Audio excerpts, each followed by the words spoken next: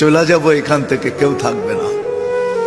যিনি থাকার উনিই যখন থাকেন নাই, কারো কাছে মালাকুল মউত অনুমতি নিয়ে আসে নাই, আসবে না। শুধু একজন মুহাম্মদুর রাসূলুল্লাহ সাল্লাল্লাহু আলাইহি ওয়াসাল্লামের কাছে মালাকুল মউত যখন আসছেন, তো আল্লাহ বলছে বন্ধুর কাছে অনুমতি নিয়ে ঢুকবে। অনুমতি দিলে ঢুকবে, নাইলে ফিরে আসবে।